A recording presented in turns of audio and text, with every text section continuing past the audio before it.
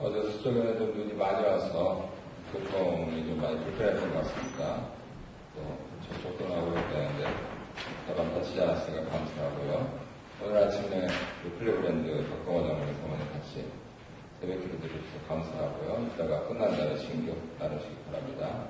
함께 서도신경으로 우리 신앙 고백 드리겠습니다. 전능하사 천지를 만드신 하나님 아버지를 내가 믿사오며 그 외아들 우리 주 예수 그리스도를 믿사오니 이는 성령으로 임재하사 동정녀 마리아에게 나시고 본디오 빌라도에게 고난을 받으사 십자가에 못 박혀 죽으시고 장사한 뒤 사흘 만에 죽은 자 가운데서 다시 살아나시며 하늘에 오르사 전능하신 하나님 우편에 앉아 계시다가 저리로서 산자와 죽은 자를 심판하러 오시리라. 성령을 믿사오며 거룩한 공의와 성도가 서로 교통하는 것과 죄를 사하여 주시는 것과 몸이 다시 사는 것과 영원히 사는 것을 믿사옵나이다. 아멘. 나눠드린 유인물 참조하시기 바랍니다. 12월 첫째 주 그룹 성경 공부 제목은 작은 두루마리를 먹어버리라.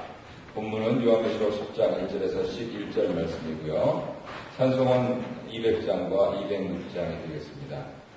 작은 두루마리를 먹어버리면 속에서는 쓴다라는 것은 아마 상식적으로 알고 계실 거고요. 먼저 구역원들이 모이셨을 때 하나님 인도를 경험한 것을 같이 나누시고 또 거기서 좋은 아이디어를 드릴 수 있는 것은 어릴 적에 제일 좋아했던 책의 주인공이 누구였느냐, 만화책 포함해서요. 그래서 그렇게 하면은 옛날 일을 생각하면서 그 히어로에 대해서 생각을 하면서 이 본문에 좀 더 집중을 하실 수가 있습니다. 전체적으로 개관하면 6째 나팔 제약 후에 잠깐 막간이 나오는 본문이 시작되는 건데요. 천사는 요한에게 그 손에 들린 작은 두루마리를 먹고 예언하라고 명령합니다. 알게 됐지만 그것이 결국 세상을 향한 하나님 말씀, 복음이 되겠죠. 그랬을 때 이것은 최후의 심판 전에 교회와 성도의 삶이 무엇인지 알려주는 것입니다. 최후의 심판, 7째 나팔 전에요. 우리 7인, 7나팔, 7대접으로 순서가 진행되고 있는 것은 잘 참조를 해주시기 바랍니다. 말씀과 나눔 보도록 하겠습니다. 1번, 힘센 다른 천사를 자세히 묘사하고 그가 전한 메시지를 소개합니다. 1, 2절에 보면 구름을 입고 하늘에서 내려온 힘센 다른 천사는 어떤 모습입니까? 머리 위에 무지개가 있고 그 얼굴은 해 같고 그 발은 불기둥 같고 그 손에는 펴놓인 작은 두루마리를 들고 그 오른발은 바다를 밟고 왼발은 땅을 밟고 있는 그러한 모습이었습니다.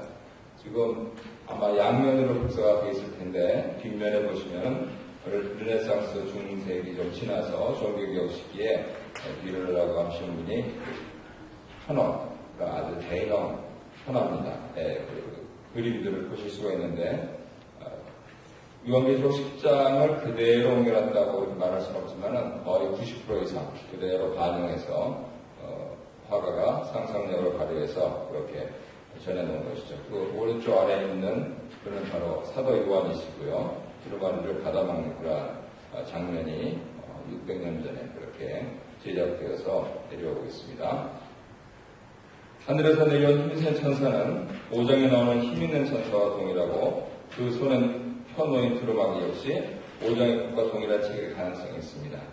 그의 얼굴과 외양은 해가 힘있게 비치는 것 같이 예수 그리스도의 영광, 무지개, 해, 불기둥을 반영하고 있죠. 그래서 학자에 따라서는 이 다른 천사가 예수 그리스도다라고 말씀하시는 분도 있습니다. 또한 사람들을 죽이고 멸망시키기 위해 하늘에서 땅으로 떨어진 사탄과는 달리 이분은 최후의 재앙을 앞두고 세상과 교회에 하나님 뜻을 전하기 위해서 구름을 입고 하늘에서 내려오신다는 겁니다. 떨어진 거하고 내려온 건 다르죠. 그가 밟고 있는 땅과 바다는 온 세상을 밝히고 이것은 작은 두루마리에 기록된 예언의 말씀이 온 세상에 전해지고 영향을 미칠 것임을 예고하고 있습니다. 3절에 보시면 천사의 소리는 어떻게 들렸습니까? 이렇게 질문이 있는데 사자가 부르짖는 것처럼 컸고 7 우레가 그 소리를 내어 말하였습니다. 천사의 이러한 위엄과 음성은 그가 하나님의 명령을 수행하기 위해서 보낸받은 전령임을 알 수 있고요. 그가 전하는 메시지의 신적 기원 그리고 권위를 나타냅니다. 다시 말해서 하나님의 뜻 그리고 하나님의 계획을 세상에 알리는 소리로 이해할 수 있는 것이죠. 그래서 요한은 이 소리를 듣자 이것을 예언으로 받아서 기록해야 하는 것으로 이해한 것 같습니다. 예레미야, 호세아, 요엘, 아모스, 특별히 호세아 11장 10절, 아모스 3장 8절을 보면 힘센 천사의 부르짖음, 이것 사자의 포효하는 소리, 이것은 하나님의 음성을 대신하는 것으로 그렇게 구약 전통을 가지고 있습니다. 이 소리는 세상을 향한 하나님의 안타까움 그리고 간절함을 묻다는 소리고 하나님이 없다 하는 이 세상에 소음을 잠재우고 당신의 영원한 통치 그리고 주권을 선포하시는 권위 있는 음성이시죠. 그래서 신앙이 주었던 시대에 이제 100년 된 영화사가 됐는데 어느 영화사 처음에 보면은 로고가 이렇게 포효하는 사자로 되어 있지 않습니까? 그래서 구약 성경 맥락에서 봤을 때는 신적인 그러한 포효다 이렇게 정리해서 말씀드릴 수 있습니다. 3번 보겠습니다. 천사가 창조주 하나님을 가리켜 맹세하며 전했던 메시지는 무엇입니까? 6절을 보시고요. 그것이 왜 지체되지 않을 것이라고 말합니까? 7절을 보시면 먼저 메시지는 이 심판을 하나님께서 결코 지체하지 않고 실행하신다 하고 그 이유는 일곱째 나팔을 보면 하나님께서 구약에서 선지자들에게 전하신 하나님의 비밀이 성취될 것이기 때문에 제가 시장에 가서 복음과 심판이라고 하는 제목을 가진 CD 이렇게 무료로 나눠 듣는 목사님 설교 테이프를 이렇게 들었는데 거기서는 이 심판이 굉장히 좋은 거라고 이렇게 말씀을 하시더라고요. 그래서 제가 배운 거하고는 조금 다르구나 이렇게 좀 생각을 했습니다. 구원받지 않으면 심판받는다. 마치 동전의 양면처럼 그렇게 구원을 받지 않으면 심판받는다라고 했는데 그분은 쭉 아주 한 50분 정도 이렇게 심판을 받아야지 다 된다 이렇게 하시면서 그러니까 심판을 너무 무서워만 하지 말고 심판은 좋은 거니까 누구나 심판을 받을 준비를 해라 이렇게 말씀을 하시더라고요. 하나님의 비밀, 이 비밀이 심판이다 라고 하는 것이 오늘 본문에 나와 있는데 이 일곱째 나팔을 불었을 때에 이 비밀이 성취된다. 심판이 이루어진다. 모두 다 심판을 받는다. 아니다. 믿는 사람은 구원을 받고 안 믿는 사람은 심판을 받는다. 아니다. 믿는 사람은 생명의 심판을 받고 안 믿는 사람은 멸망의 심판을 받는다. 여러 가지 입장들이 있습니다. 그랬을 때 과연 나에게 심판은 어떤 의미로 다가오는가? 내가 억울하다 혹은 잘했다 그러면 심판해 주기를 바라겠죠. 그렇죠? 내가 잘 못했다. 내가 그리고 심지어는 피해를 받은 게 아니고 가해를 했다. 그러면 심판받기를 두려워하겠죠. 이게 상식 아닙니까? 그랬을 때 심판을 내가 어떻게 받아들일 것인가 하는 부분들 이거를 잘 정리하는 시간이 됐으면 좋겠습니다.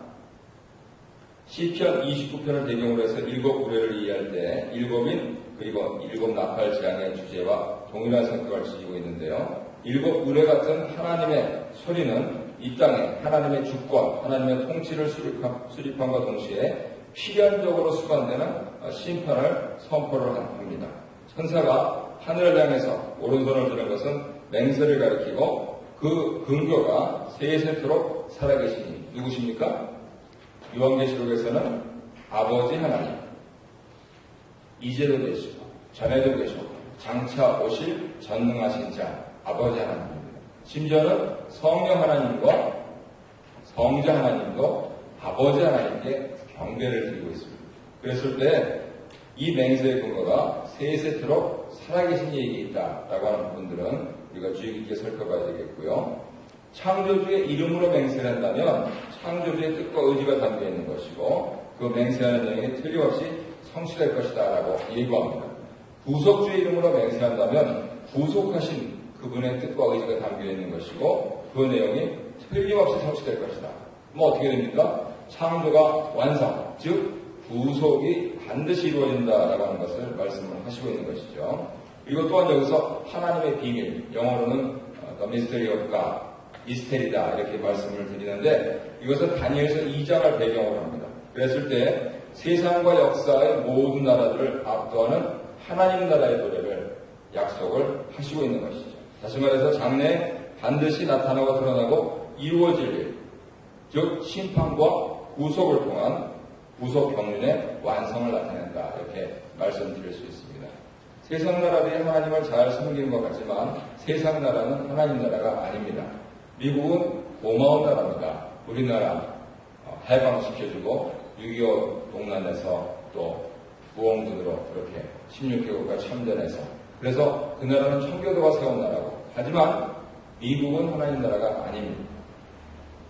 그래서 지금 재선하신 대통령을 비롯해서 많은 분들이 교회 다닌다고 그러고 많은 분들이 예수님을 사랑한다고 하더라도 그 나라는 하나님 나라가 아닙니다. 물론 어느 면에서 우리나라보다 훨씬 좋은 측면들이 있죠. 보다 민주적인 사법제도라든가 보다 이렇게 균등하게 나누어진 권력 분립이라든가 또 혹은 인권에 대한 그러한 어려서부터 교육이라든가 또 남녀평등을 그나마 좀 어떻게 좀 실현해 보려고 하는 그러한 나라라든가 하지만 그 나라는 하나님 나라가 아닙니다. 그래서 세상 나라의 소망을 품는다. 그것은 신자로서는 착각하기 쉬운 일입니다. 그랬을 때 하나님의 비밀, 이 구속 경륜이 완성되는 하나님 나라의 도래, 이것은 예수 그리스도의 초림으로 시작되고 이제 7째 나팔을 부는 시점, 즉 예수님의 재림에서 완전히 이루어진다. 우리는 이 세상 나라에 한국 사람으로서 참 이렇게 복지제도가 훌륭한 캐나다에 와서 살고 있지만 이 세상 나라에 속한 사람이 아니고 이 세상 나라에 사는 하나님 나라에 속한 사람이다 라고 하는 이 정체성을 뚜렷하게 가져야 돼요. 그리고 이것을 우리 자녀에게 아주 꼭꼭 심어둬야 돼요. 너희는 애국하고 애족해야 된다. 왜냐하면 하나님 나라 백성이니까. 하지만 너희가 애족하는 하나님 나라가 이 나라가 아니다. 우리는 장차 올 나라. 장차가 언제냐? 예수 그리스도께서 재림하실 때 그때 오는 그 나라에서 상급받고 구원받고 심판받는 것이지 이 나라에서 잘되고 이 나라에서 높아지고 하는 것은 일시적인 영화일 겁니다. 부모로서 네가 그렇게 되면 나는 너를 자랑스럽게 생각하고 참 하나님께 감사하겠지만 네가 그렇게 되지 못한다고 실망하거나 그렇지 않는다. 왜냐하면 우리는 모두 하나님 나라의 자녀이기 때문이다. 결국 이 세상에 속한 것이 아니고 이 세상에 사는 이유는 하나님 나라 백성인 것을 우리가 증명하려고 사는 거다. 다른 사람들이 아무리 뭐라고 해도 어떤 것도 우리를 해할 수 없는 그런 하나님 나라의 시민권을 가진 자답게 당당하게 뚜렷하게 살아라 라고 하는 그러한 교육을 우리 자녀들에게 해야 하는 것이죠. 나눠 읽어보겠습니다. 천사의 큰 외침, 7부리의 큰 울림이 있습니다. 이것은 죄악에 물든 세상을 향한 하나님의 안타까움이 묻어나는 소리고 세상의 오만함을 잠재우는 하나님의 주권을 선포하는 음성입니다. 때로는 달콤하게, 때로는 위압적으로 신앙의 변절을 요구하는 세상의 소리에 나는 어떻게 맞서고 있습니까? 복음이 변질된다면 제일 좋아할 자는 마귀입니다. 그래서 마귀는 변질된 복음을 방해를 안 합니다. 그렇잖아요? 적진 깊숙이 침투하여서 거기서 알지도 못하게 교란 작전을 피고 있는데 그거를 왜 들어야 합니까? 그래서 교회는 항상 내부의 적, 이 부분들을 색출을 해야 돼요. 감시를 해야 되고 방어를 해야 돼요. 혹이라도 예수 그리스도의 피 묻은 복음이 이 세상의 충만함과 번영과 혹은 헛된 약속들 때문에 변질되지 않는가. 결국은 우리가 이제 예배당을 이제 좀 하나님 주세요 그러면서 가는데 그 가능성은 어디 있습니까? 우리 앞서서 이 땅에서 믿었던 캐나다 분들이 변질된 복음을 수용했고 자녀에게 시인하니 전수가 안 됐고 결국 그분들은 늙어서 가셨기 때문에 가능해집니다. 사실은 슬픈 역사입니다. 그런데 문제는 우리 교회 또한 그 전체를 밟지 말라는 법이 없습니다. 소망의 어르신들은 내 자녀는 어디 갔는지 점검을 해보시오. 중고등부 자녀를 둔 학부모들은 나는 쟤네들 키우고 나면 이제 뜰 거다. 이 생각하는 거 생각을 해보셔야 돼요. 그나마 우리 애도 있어가지고 이대가 한 교회에서 섬기는 가정들은 어떻게 이거를 상대로 전수할 수 있을까? 라고 하는 거 고민하셔야 돼요. 한마디로 영적인 전투입니다. 그랬을 때 누가 가장 유리할까? 마귀가 제일 유리합니다. 그랬을 때 우리는 어떻게 해야 될까? 이 복음이 변질되지 않도록 회개할 것은 회개하고 회복할 것은 회복하고 전략을 갱신할 것은 갱신하고 하면서 제대로 나가야 합니다. 다시 한번 말씀드리지만 우리가 살려고 준비하고 있는 성전은 이 나라에서 100년 전에 50년 전에 예수님을 그렇게 사랑하고 믿었던 분들 그분들이 지나갔는데 운영을 못해서 나온 것이다.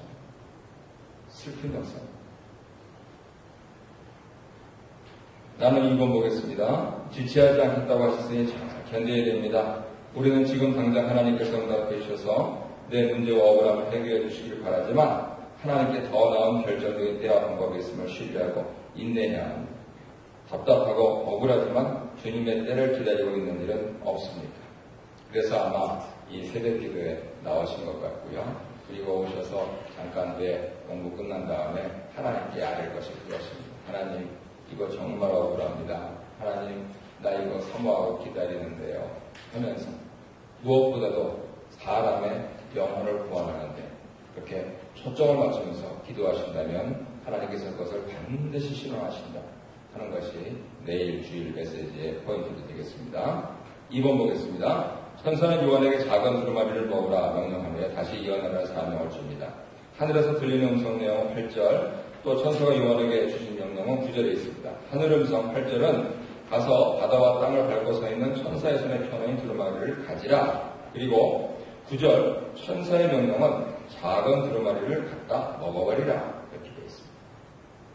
한글 성경에는 조금 번역이 이렇게 제대로 되어 있질 않은데 계시록 10장 마지막 절을 보면은 원래는 그 주어가 복수로 되어 있습니다. 그들이 그러고 있습니다. 그들이 그런데 한글 성경에는 그가 이렇게 되어 있습니다. 그래서 한글의 장점이기도 합니다. 이 사람들처럼 뭐 단수 복수 구별 안 하고 이렇게 그분들이 그가 그들이 하는 부분들을 대충 넘어갈 수 있는 게 장점이기도 한데 신학적으로는 이게 좀 문제입니다. 과연 8절과 9절에 말씀하신 부분이 두 분 다 말씀하셨냐? 아니면 8절에 하늘의 음성이 말씀하셨냐? 9절에 천사의 명령이 말씀하셨냐? 이건 아직도 학자들이 의견의 합의를 보지 못하고 있습니다. 설명을 해드리면 이렇습니다. 두루마리는 하나님으로부터 시작해서 어린 양 예수님과 힘센 천사로부터 요한에게 전달됩니다. 그러니까 복수 아니냐 이겁니다. 이러한 전달 과정은 하나님 나라의 도래에 대한 선포를 요한에게 위임하려는 목적을 암시합니다. 이에 요한은 하늘에서 들리는 음성을 따라 힘센 천사에게 두루마리를 달라고 강구합니다. 그리고 요한은 힘센 천사로부터 구약의 에스겔처럼 에스겔 3장 1절 3절 있죠. 두루마리를 먹는 에스겔처럼 하나님의 예언의 말씀을 선포하도록 부름을 갖고 있는 것입니다. 요한은 작은 두루마리를 먹고 예언하는 사역을 감당하게 됐고 이 구속 메시지는 모든 민족과 열방을 향해서 전해져야 됐습니다. 그래서 제 개인적인 생각은 사도 요한이 요한계시록에서 하나님 아버지 이제도 계시고 전에도 계셨고 장차 오실 전능하신 분과 어린 양 예수 그리스도, 이분, 승귀하신 이분은 하나님 같습니다. 근데 두 분이시잖아요. 근데 꼭 단수동사를 씁니다. 한 분이라고 합니다. 그분들은 이분들입니다 이렇게 얘기를 안 하고 그분들은 이분입니다 이렇게 얘기를 합니다. 그래서 자신이 생전에 수행한 사도셨잖아요. 뵙고 사람이 하는 모든 일들을 하는 것을 본 그분이 전능하신 하나님 아버지시다. 신이시다. 라고 하는 것, 그것을 그렇게 문법적으로 나타낸 것으로 보입니다. 그래서 여기서 다시 좀 혼동이 오는 거죠. 복수냐, 단수냐. 그래서 결국 이 말씀은 자신이 생전에 모시던 예수님, 아니 정신을 차려서 계시를 받고 보니까 승귀하신 그리스도께서 함께 영광을 누리시는 하나님 아버지께서 주신 것이다 라고 하는 그런 것이 있다 보니까 문법적으로 조금 혼동이 있습니다. 그래서 하나님 아버지와 어린 양 예수 그리스도께서 전해주신 이 두루마리를 이제 먹습니다. 2번 보겠습니다. 작은 두루마리를 먹을 때 결과는 10절, 9절 하반절 10절에 있는데 입에는 달지만 배에는 썼습니다. 나는 매일매일 하나님 묵상하는 것이 참 답니다. 이렇게 말씀하시면 참 축하드립니다. 성공적인 인생을 사시고 있네요. 이 사실 그렇게 단 건 아니거든요. 이렇게 설명이 되어 있습니다. 고난과 죽음이 기다리는 곳으로 가서 심판과 구원의 메시지를 전하기 전에 요한에게 작은 두루마기를 먹으라고 하셨는데 전할 메시지가 먼저 자신에게 체질화되고 말씀 권능을 경험하라는 그러한 뜻이 되겠습니다. 복음의 단맛을 알아야 세상에 쓰디 쓴 거절과 상처를 넉넉히 견뎌낼 수 있기 때문입니다. 주를 위해서 무슨 일이든 해드리려고 하기 전에 말씀을 듣기 위해서 입을 벌려야 합니다. 말씀을 달게 먹는다 하는 것은 말씀을 잘 이해할 뿐 아니라 순종하고 싶은 만큼 그 말씀을 즐거워하는 것을 의미합니다. 우리 한국 교인들이 일본 교인들한테 반드시 배워야 될 게 있습니다. 한국 교인들은 성경 찬송을 이제 트렁크에서 꺼내는 경우들이 이제 다반사죠. 아니면은 조금 집에 한 권, 또 트렁크에 한 권 이렇게 둬서 적당히 번갈아가면서 먼지 털어서 안 보시는 표시가 안 나도록 하는 그런 지혜들을 발휘를 하고 계신데 일본 그리스도인들은 성경 뿐만 아니고 꼭 노트를 갖고 오십니다. 일본 그리스도인들은 꼭 기록을 하십니다. 저는 한국 분들이 일본 분들보다 머리가 좋은 것 같아요. 평생 듣고 그냥 이렇게 신앙생활 하시니까. 근데 일본 분들은 머리가 나빠서 그런지 꼭 기록을 하시더라고요. 근데 감사한 거는 한국 목사님들은 공부를 많이 안 하세요. 왠지 아세요? 안 적으셔가지고 또 해도 잘 모르세요. 실제 상황입니다. 그래서 우리 장로들처럼 꼭 적으시는 분들이 무서운 분들이죠.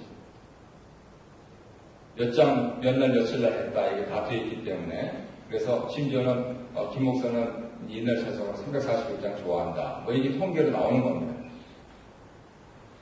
네. 일본 목사님들은 엄청 공부합니다. 신자들이 하나도 놓치지 않고 기록을 해놓기 때문에. 한국 기독교인들이 성장일과를까요? 일본 기독교인들이 성장일과를까요? 한국 기독교인들이 사회에 영향을 미칠까요? 일본 기독교인들이 사회에 영향을 미칠까요? 불을 보듯 뻔한 것입니다. 저는 그래서 우리 자손들한테 제가 목사이면서 애비로서 다른 거는 몰라도 기록해라.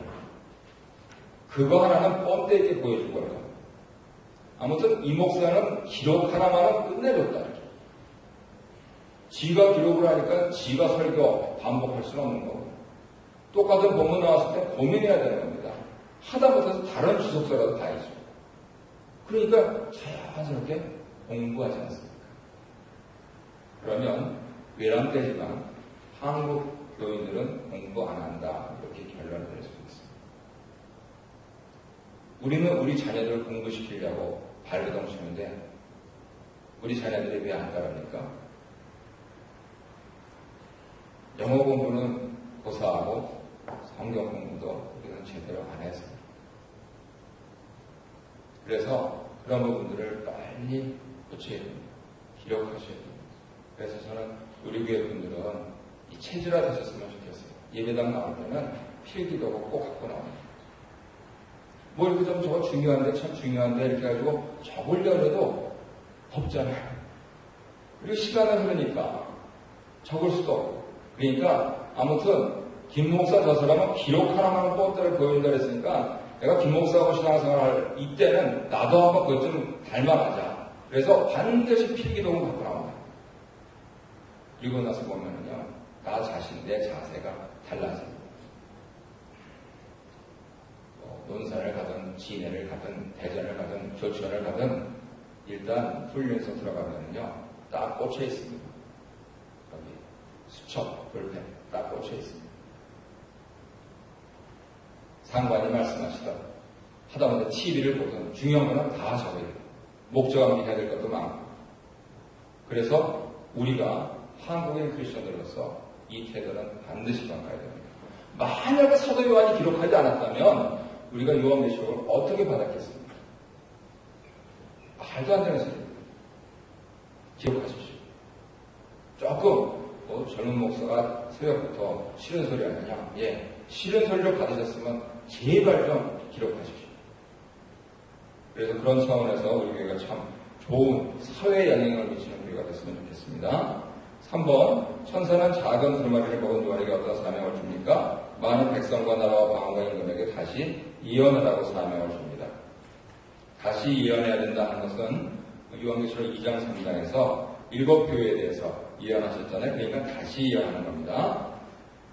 요한계시록 2장 3장에서는 7교회와 사자를 향해서 예언했다면 이제는 많은 백성, 나라, 방언, 임금에게 해야 된다는 것입니다. 특별히 하여야 하리라 라고 하면서 하나님의 뜻이 반드시 이루어질 것이다 라고 하는 것을 말씀하시고 결국 요한의 교회에 부여된 예언의 소명은 반드시 이루어져야 하는 우속사적 의미를 갖고 있다라고 그렇게 정리해서 말씀드릴 수 있습니다. 그래서 우리는 예수를 믿는 것이 우리가 나만 구원받는다가 아니고 이 거친, 이 죄 많은, 이 어리석은, 이 자기 자신이 뭔지도 알지도 못하는 세상을 향해서 세상을 위해서 외쳐야 될 복음, 그 복음 증거의 사명이 있다라고 하는 사명감에 투철해야 됩니다.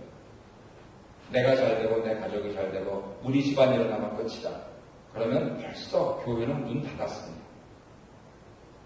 오히려 그것보다도 다른 사람의 영혼을 위하여서 기도하면서 해외에 선교 나가면서 국내 교회를 개척하면서 살아온 믿음의 조상들이 있었기에 그분들의 자녀들이 복을 받아서 신앙이 이어지면서 복음이 만방에 전파된 것이지 나만, 내 가족만, 우리 집안만 했다가는 아주 그릇된 거거든요. 마귀가 좋아하는 거거든요. 오히려 나를 희생하면서 나를 내려놓으면서 그건 당연히 돼야 되는 거 아닙니까? 만방의 복음을 전해야죠. 요즘 인터넷도 좋은데. 그래서 그런 차원에서 5장에서 소개되는 책이 예수님 사역과 관련이 있다면 이 10장에서의 작은 두루마리는 예수님 사역에 근거한 교회와 성도들의 복음 증거 사역과 관련되어 있습니다. 내가 전도하지 않으면요 우리 교회가 어떻게 부흥합니까? 말도 안 되는 소리라고 하는 거예요. 주야! 이 새벽에 나와서 우리 교회는 그렇게 소리치지도 않지만은 주야! 부흥케 해주시옵소서 아멘! 하고 끝나가지고 나 내일 보면은요 어떻게 교회가 되냐고요. 벌써 하고 지나가요. 이 육신은 늙어갑니다. 기운도 없고요. 돈도 없고요. 자녀들은 다 떠나고요. 그러면서 주야 부흥케 하시옵소서. 전도도 안 하면서 뭘 부흥하냐고요. 그래서 그런 차원에서 이 10장의 작은 두루마리를 먹는 세상을 향한 하나님의 뜻에 대해서 우리가 수철하게 생각해야 될 것입니다. 나는 3번, 4번 읽고 끝내도록 하겠습니다.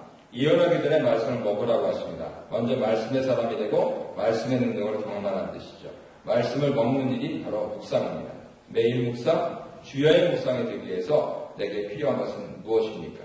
지속적인 묵상을 하는 좋은 방법이 있다면 나눠봅시다. 우리 교회가 전 세계에 있는 교회 앞에 자랑할 수 있는 게 무엇입니까? 우리 교회는 매일 묵상 기록할 수 있는 공간을 드리고 있다는 것. 매일 묵상을 기록하실 수 있는 시간을 드리고 있다는 것입니다. 매일 묵상에 헌신한 사람들이 있다는 것입니다. 특별히 헌신자들 조심하십시오. 하다 말다 하지 말고 계속하세요. 그게 헌신입니다. 내 기분 내키면 하고 내 기분 안 내키면 안 하고 그러면 헌신자라고 부를 수가 없죠. 글자대로 헌신자들입니다. 내가 날마다 새로운 신자가 되는 길은 매일 묵상, 주야 묵상 이것이 될 수밖에 없습니다. 나는 4번 말씀을 전하는 일에는 늘 따르는 시련과 고난이 있습니다. 진리대로 살고 진리를 전하면서 겪었던 쓰디쓴 경험이나 아픔이 있다면 나눠봅시다. 어떻게 극복할 수 있었는지 나눠봅시다. 네, 시련과 시험이 없는 게 이게 큰 문제입니다. 제 자신 말씀드리는 겁니다. 옛날에 이 교회에서 나가라고 그랬을 때 하나님께 매달리고 금식하고 나쁘지 않지요. 큰 교회 보내시면 갑니다. 라고 하는 입으로는 배짱을 했지만 속에서는 도대체 이게 뭐냐 캐나다까지 와가지고 그런데 지금 그러한 긴장과 그러한 도전이 하나도 없이 하고 싶은 거 다 하고 먹고 싶은 거 다 먹고 애들 잘 크고 뭔가 수상하다. 제대로 가고 있는가? 복음을 위해서 내가 정말 헌신하고 있는가? 라고 하는 부분들 점검을 해야 된다는 것입니다. 잘 되면 좋다. 좋죠. 싫어할 사람 없습니다. 그런데 나만을 위해서 잘 된다. 그건 천만의 말씀입니다. 복음을 위해서 잘 되죠. 그랬을 때 오늘도 나 오늘도 이거 해야 되고 너무 피곤하고 고단하고 그렇지만 하나님께서 힘주시고 눈 주셔서 하고 그리고 적어도 이 교회 안에 나 때문에 예수 믿는 사람 한 명은 두고두고 세상 갑니다. 나 때문에 예수 믿는 사람 저 그런 사람 이 교회에 3명 있습니다. 적어도 나 때문에 예수 믿었다고 할 수 없지만 나 때문에 이 교회에 나온 사람은 3명 있습니다. 그럼 나 때문에 이 교회에 같이 신앙생활하고 있는 사람이 과연 몇이나 되는가 라고 하는 부분들을 요한계시록을 묵상하면서 조용히 묵상하셔야 되는 것이죠. 그러면 내가 뭘 고쳐야 되나? 내가 뭐를 사모해야 되나? 내가 어떻게 살아야 되나? 하는 부분들이 자동적으로 연결되실 것입니다. 오늘도 눈길에 운전 조심하시고 또 부지런히 다니실 분들은 다니시고 그리고 별일 없으면 나오지 마세요. 안 나오는 게 돈 안 쓰는 방법입니다. 차라리 가스값 아끼고 커피값 아껴가지고요. 불쌍한 사람 도우시거나 교회에 헌금하십시오. 그게 하나님께 영광입니다. 괜히 아무 일도 없는데 다 갖다 하지 마시고 물론 운동하시려고 또 몰에 가시거나 또는 센터에 가시거나 하는 거는 참 좋습니다. 내 몸이 건강해야지 또 오래오래 같이 만나실 거잖아요.